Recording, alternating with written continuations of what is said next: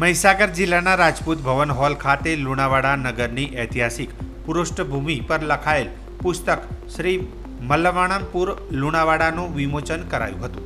Maharana Siddharajsinh, Padmashri doctor Pravin દરજી, મૃણાલિની કુમારી સહિત મહાનુભાવો અને નગરજનોની ઉપસ્થિતિમાં આ બુકનું વિમોચન કરાયું હતું। ઐતિહાસિક માહિતી તેમજ સંશોધન ક્ષેત્રે લાંબા સમયથી કાર્ય કરતા અને જાણીતા સિક્કા સંગ્રાહક હર્ષદભાઈ કડિયાએ દસ્તાવેજી પુરાવા તેમજ આસપાસના વિસ્તારમાં ફરી ઇતિહાસ સંકલન કરી આ પુસ્તકનું લેખન કર્યું હોવાનું જાણવા મળ્યું હતું। આજના આ કાર્યક્રમમાં હર્ષદભાઈની જે ચોપડીનો આપણે ઓપનિંગ હતું એમાં એમને મારા ખૂબ ખૂબ અભિનંદન। એમને ઘણી મહેનત કરી છે અને આ હકીકતો એમને બધી જગ્યાથી ખોરીને હકીકતો લખી છે। હું દરેક નાગરિકને કહીશ કે આ ચોપડી જરૂર વાંચે અને એમને ખૂબ ખૂબ અભિનંદન।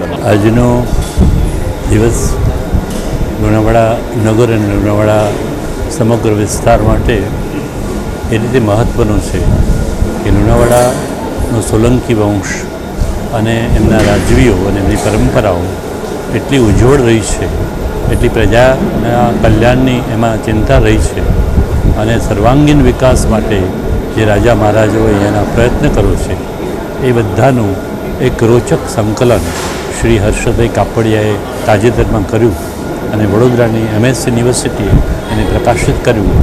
એ રીતે લુણાવાડાનો પ્રથમવાર શ્રદ્ધેય કહી શકાય એવો એક ઇતિહાસ આજે મળ્યો છે।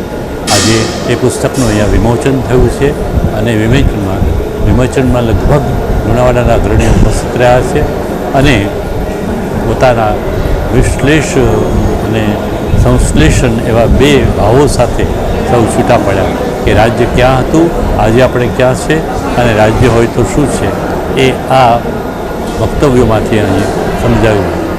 આજે આ પુસ્તકનું વિમોચન થયું તે પુસ્તક માટે મહારાજા સાહેબ ખૂબ ચિંતિત હતા કે રાજમહેલના જેટલા રેકોર્ડ છે એ બધા અત્યારે નષ્ટપ્રાય થઈ રહ્યા હતા, તો એ બધાને એનું જનરેટ કરી અને એનાથી ડોક્યુમેન્ટેશન કરી અને બધી માહિતી એકત્રિત કરીને આનું સંકલન કરવા 5 વર્ષથી કામ કર્યું હતું અને 5 વર્ષના પરિણામે વચ્ચે 1.5 વર્ષ કોરોનાનું બાદ કરતાં 3.5 વર્ષની મહેનતના પરિણામે આ પુસ્તક લખાયું છે અને એમાં જે લુપ્ત થઈ રહેલો ઇતિહાસ હતો એ સચવાઈ ગયો છે।